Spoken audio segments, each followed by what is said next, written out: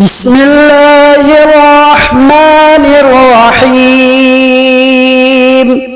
الله لا إله إلا هو الحي القيوم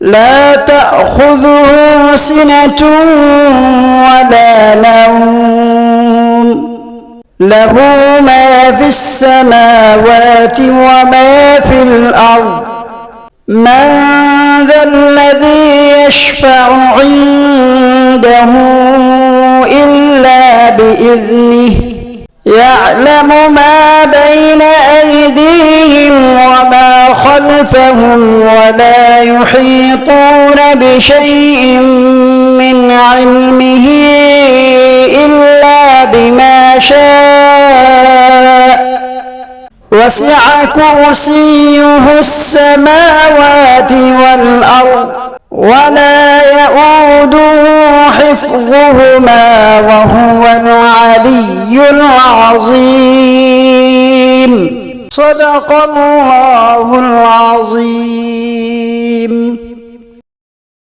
আয়াতুল কুরসির অর্থ আল্লাহ যিনি ব্যতীত কোনো উপাস্য নেই, যিনি চিরঞ্জীব ও বিশ্বচরাচরের ধারক।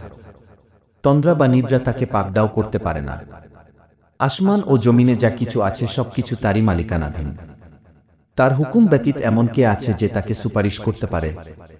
তাদের সম্মুখে ও পেছনে যা কিছু আছে সবকিছুই তিনি জানেন। তার জ্ঞান সমুদ্র হতে তারা কিছুই আয়ত্ত করতে পারে না, কেবল যতটুকু তিনি দিতে ইচ্ছা করেন তা ব্যতীত। তার কুরসি সমগ্র আসমান ও জমিন পরিবেষ্টন করে আছে, আর সেগুলোর তত্ত্বাবধান তাকে মোটেই শ্রান্ত করে না। তিনি সর্বোচ্চ ও মহান।